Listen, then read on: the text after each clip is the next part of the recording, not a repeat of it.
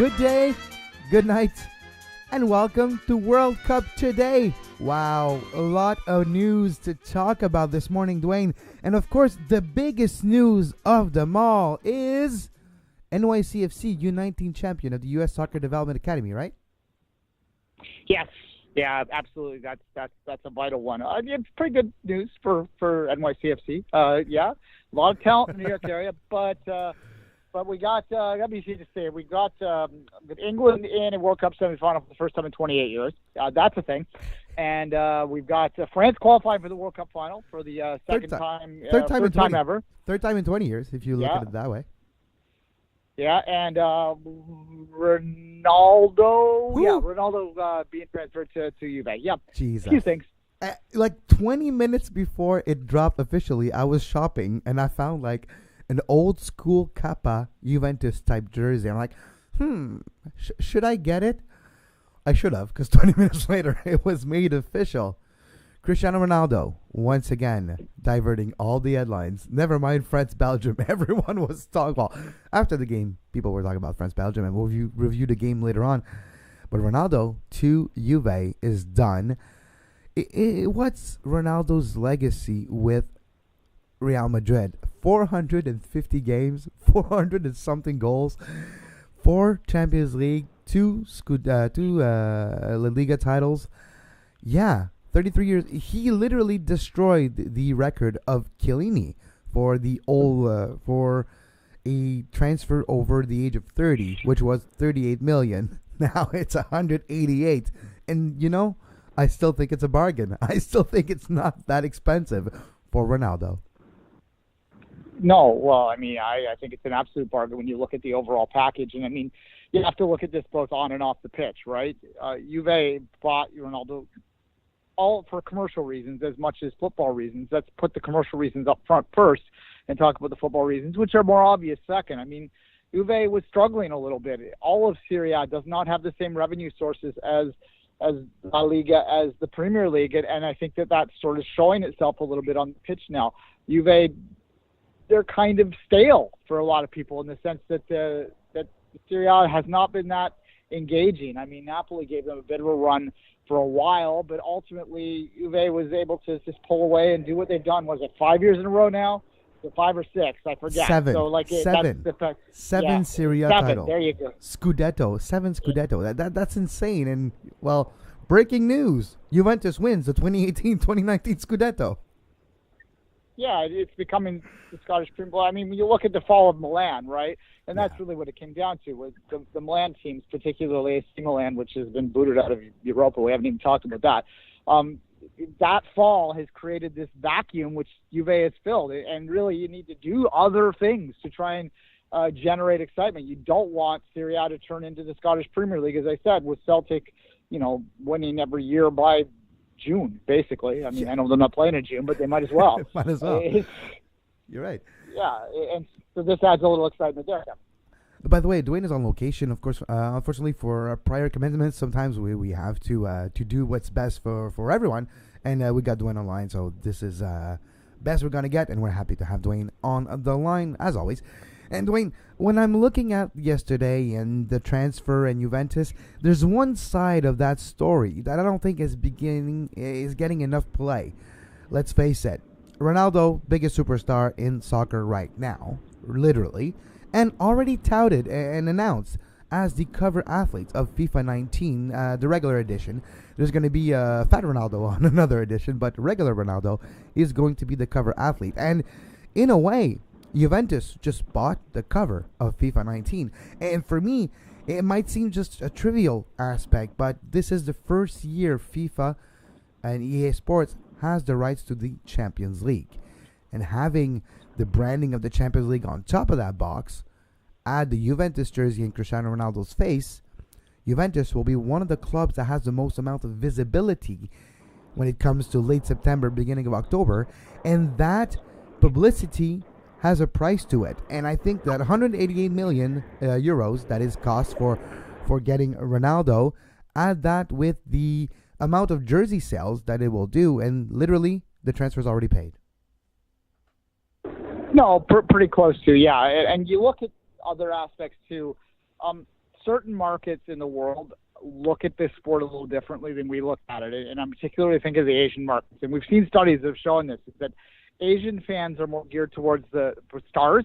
They follow stars around. They don't have clubs in the same way that we do, as they stick with through thick and thin. Soccernomics demonstrated this quite well with numbers. So this is another aspect to it. When you look at how Juve tried to rebrand for a more youthful millennial look. I think it looks terrible, but I'm not a millennial. So there you go, right? So they try to do stuff like that to reach out. I think getting Ronaldo is an effort for them to reach out to some of those markets, like in Asia, where they follow the superstars around and start to sell more of those black and white strips in China, in Korea, and where have you, right? Where they do follow the stars around, as I said, and Ronaldo is absolutely massive in those markets. So it's all part of that global strategy that Juve really has engaged. Juve now doesn't look at itself, I don't believe, as a Serie A team. It looks at itself as a world's team that happens to play in Serie A, which is how, a Real Madrid would look PSG. at itself. PSG, those clubs. Yeah, PSG is a good example, too, because of the fact that, of course, they're dominating their league, usually. Of course, Monaco 2 years ago with a certain Kylian Mbappe. I don't know if you heard of this kid. He's pretty good at the game. With Mbappe, they shocked the world in Paris. But, yeah, you're right. And clubs like Real Madrid has to evolve. And when you look at it, it's pretty much good for all the parties involved. And let's just look at the timeline of how it happened. Of course, about 2 weeks and a half ago now, it wasn't he wasn't talked about that much, but the price tag of Ronaldo's release clause was reduced from €1 billion to 125 million euros, or around that area. And he took offense to that. Cristiano Ronaldo, he wanted to renegotiate his contract for the last couple of years. His last contract was signed in 2016, and he thinks he deserved more money now with everything that he's brought to the club and the success that he did have. And Florentino Perez and the front office of Real Madrid were not necessarily keen on doing that. And add the insult in Ronaldo's mind of his price tag being lowered, then you're looking at yourself with maybe a way to find a new club. And apparently Jorge Mendes, who is the agent of Cristiano Ronaldo, contacted 2 other big teams. Apparently the phone rang in Paris for PSG, and apparently the phone rang in Manchester United. And apparently both teams declined, and Ronaldo found a way to seduce Juventus and let them pay big bucks to get Ronaldo in. And I think it's not necessarily a stranger to that famous night in 2013 when the entire stadium applauded Ronaldo for an amazing bicycle kick, a 2-goal performance, and 1 assist in a Champions League game.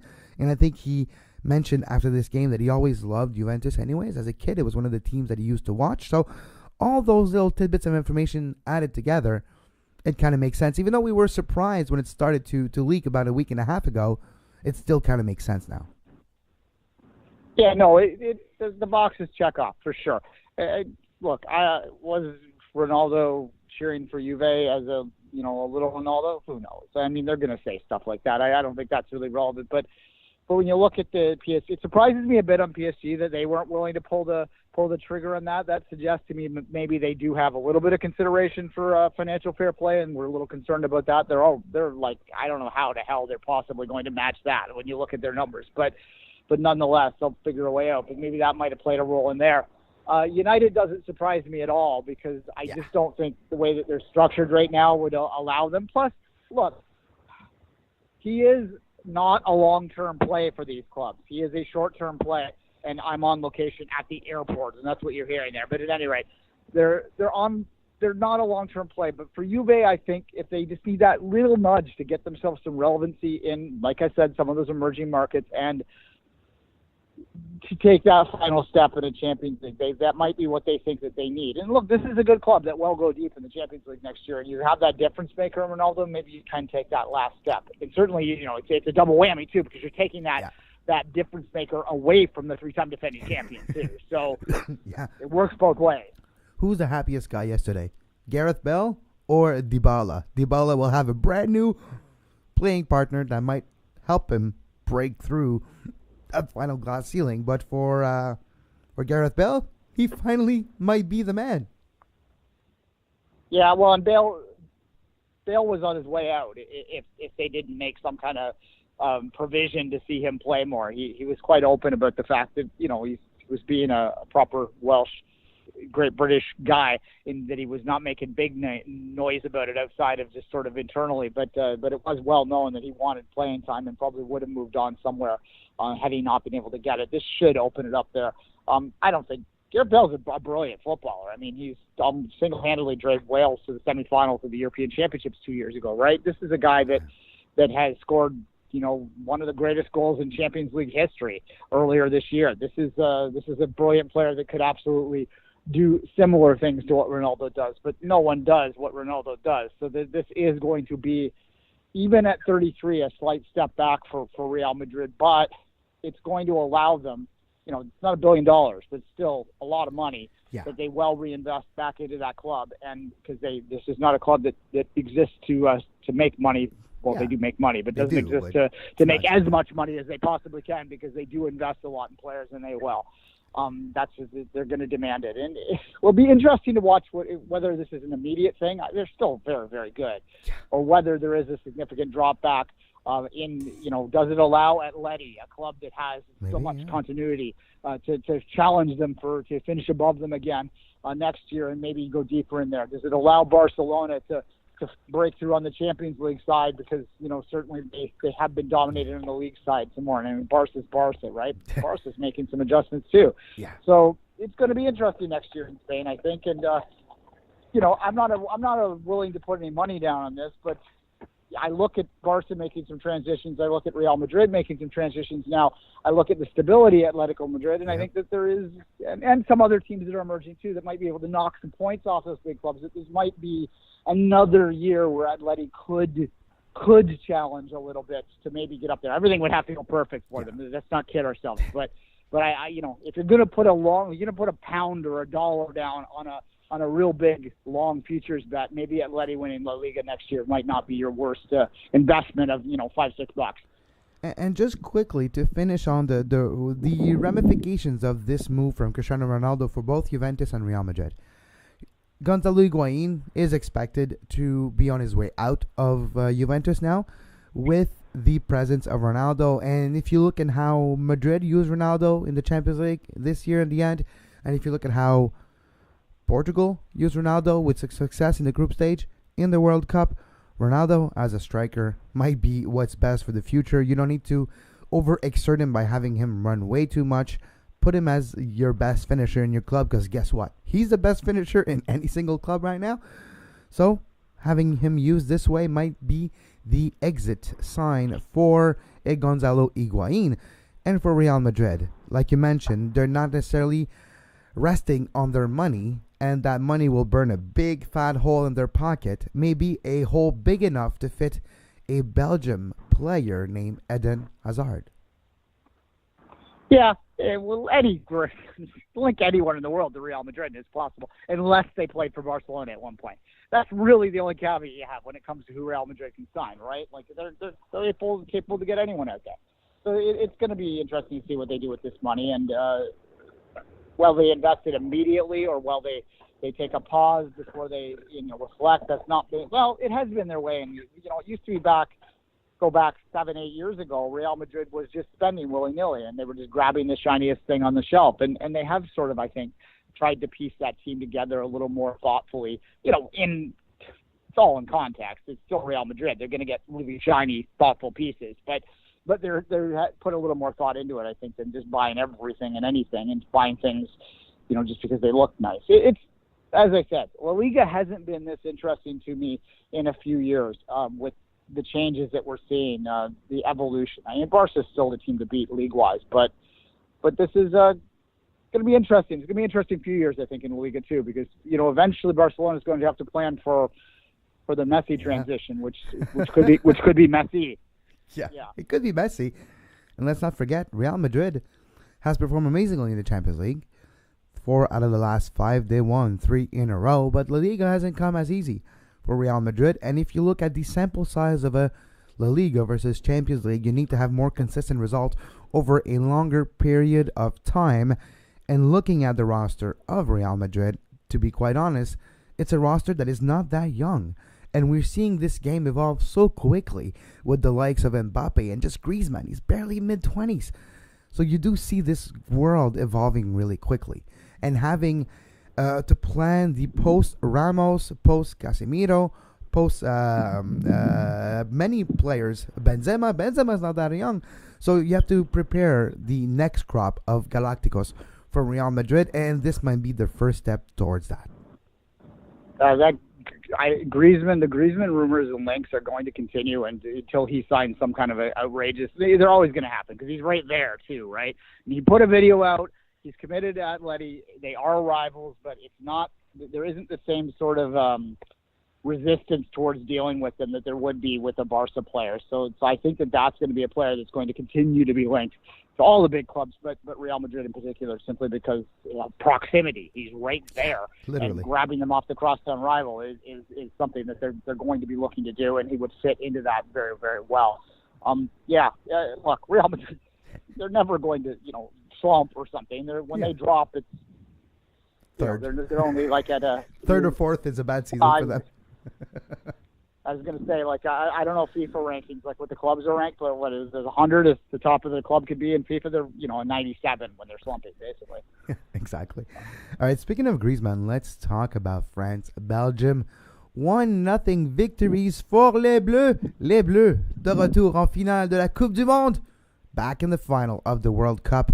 France 1, Belgium 0. And you know what really I was shocked by is Belgium's response after the game.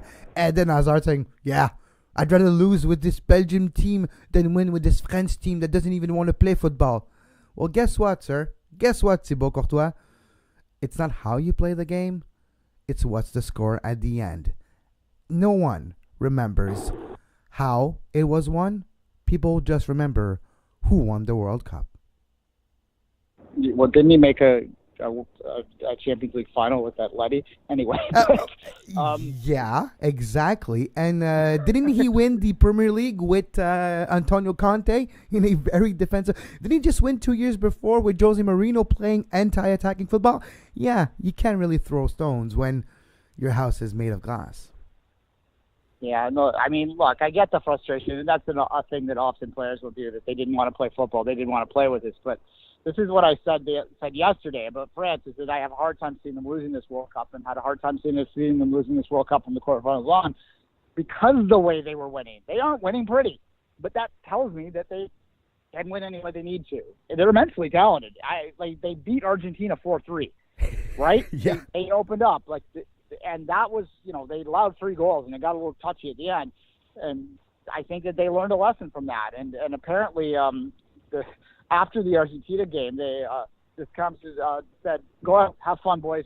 No curfew tonight, whatever." And they showed up at 3 a.m. and took the fire hose off the wall of the hotel and had a water fight with it. So it seems like there was a little bit of champagne, because they're French, flowing that night. So they sort of, I think, have a good camp thing going on too. Not that we're advocating destroying hotels. They can afford it, though. Please don't. But you're right, though. And we're seeing videos of Kylian Mbappe having fun with a Matuidi on the bus today. This morning really early. Matuidi's still sleeping because he might have stayed out a bit too late yesterday. And he's there, and Mbappe is doing his famous pose with his arm under his armpits and just next to him and being like, yep, my revenge time, Those little moments are really interesting to me, because it does give you a bit of a window in the mentality of the team. And right now, if you just look at that mentality, the performance, but more the putting the team first in your priorities in this tournament. It's not just about Griezmann scoring. It's not about Giroud. Giroud was tracking box to box, 6 yards to 6 yards in the last 30 minutes to play defensively. As a striker, as a pure number 9, he was coming back to help. And those little moments, those little sacrifices by players go a long way. And Kylian Mbappe, I saw your tweet yesterday. Usain Bolt versus Mbappe. Who you got? Well, if it's with a ball at its feet, Usain Bolt has no chance. It would yeah, exactly. I mean, you gave that base speed, and apparently he's faster. But I suspect it would, on the track, it would take some time for him to catch up to Bolt. Maybe now though, because Bolt really hasn't been in hard training for a while. But under the grass, maybe not so much, because there's a different element to that. But they're very fast, is the point. And that's such a it's such a weapon, and it fits. France is playing a hybrid right now. They're not playing purely low block counter, or they're not playing purely possession attack. They're playing something in between, and it's really been very effective. And Mbappe's speed has been a key component to it. He has probably been, even though he didn't even start the first game, he's probably been their most valuable player in the tournament to me. And this is it's saying a lot when you look at the talent on that team, right? Yeah. And he's going to get, how much is he going to get when he transfers?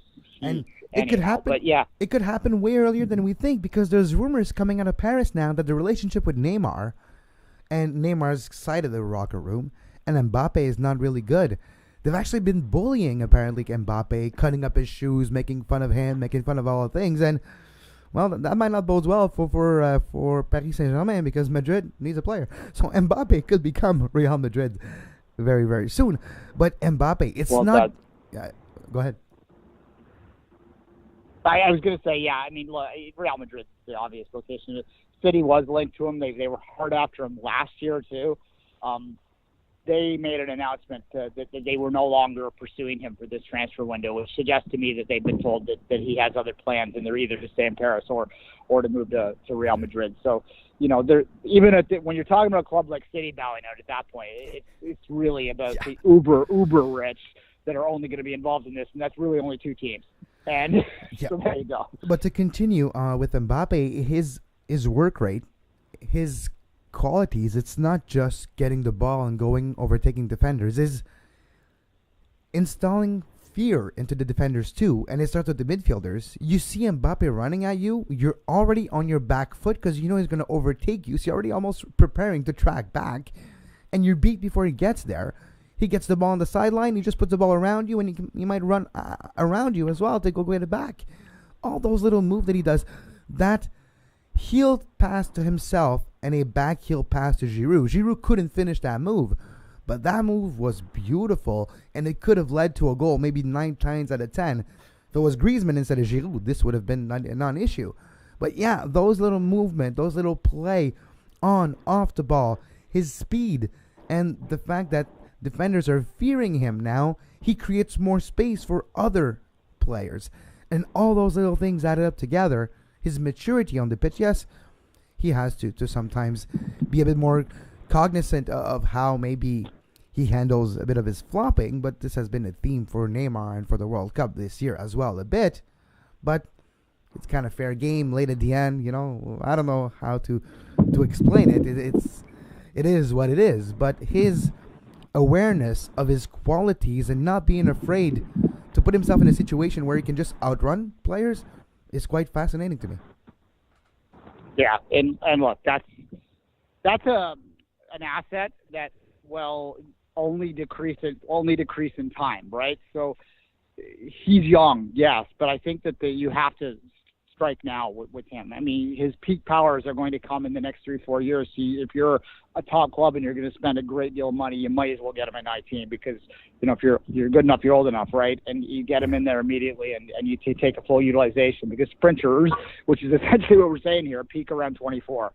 So you've got a few good years of an incredible amount of pace and speed and explosiveness with a player that is already finishing fairly well and can only improve on that aspect of his game too. This is a player that we talk about that third best player in the world, who's going to be the next World Player of the Year after the two boys finally give it up, and that's going to happen sooner or later. He's a good bet for the next guy to win a Ballon d'Or. Yeah, absolutely. Should we go there? The heir apparent to the double-headed monster that has been dominating the world of soccer for the past 15 years. Could Mbappe be the next Messi, next Ronaldo? I hate to say this because there'll never be anything quite similar to what we're experiencing, but Mbappe could be the biggest star on the planet in the making. Let's finish the show quickly, Duane, with a bit of a Three Lions talk. It's Sweater Vest Wednesday around the world. If you're in England, I hope you're wearing your sweater vest. This afternoon, England is participating in their third ever semifinal of a World Cup. Once before they made it to the final, a certain evening of 1966 against Portugal. Goal by Charlton, 2-1 victory for England. Today is history being written all over again. So many so many jokes, so many sneers, but all those oh so nears, they wear you down through the years. You know the rest of the song. Is football coming home? Well, I think football's home enough already, and it's been England. Yeah, England hasn't really played a team that presents the challenges that Croatia does yet in this World Cup. So this will be a new obstacle for them. I would favor Croatia over them just a little bit, but this is absolutely their best opportunity, and probably will be their best opportunity for 20 more years to get to a World Cup final. So yeah, wear those sweater vests. Get say George Cross is out there. Get everything you need to do to celebrate this game, because football's always been home. England will always be home to football. But in terms of the cheese ball 90 song, there's it will be sung in the streets today. I am working a contract job. That's where I'm on location, so I cannot be in the pubs this afternoon, which is probably good for my liver. Yeah, maybe not good for mine. I'll be at Bergen and come and say hello if you find me. I have a good friend. Her name's Hannah. People that know me in Toronto will know who Hannah is, and we always get in trouble together at England games and big European games. So I take this is a shout out to her. Try and cut it off around 6 today, Hannah, so that you can make work tomorrow. But other than that, it's going to be a fun day for anyone of English and English heritage. I'll tell you, on the game on the weekend, which was a weekend game, so that's going to be even crazier. It started at 10 o'clock local time where I am now. I got to the pub at 9:15. I was the third last person to get in. That's how packed it was. And we were that bar was the third bar within walking distance around, and we were getting overflow people coming from the other two bars that were saying the same thing. So you're talking 1,000, 1,500 people just in that little, West Queen West and up to Dundas kind of area, if you know the city of Toronto. So it's sort of the hipster area of town, was just packed with England fans. And everywhere I looked, even yesterday, I saw people driving around with their England jerseys on. And we're talking people with accents and Canadians with heritage like that.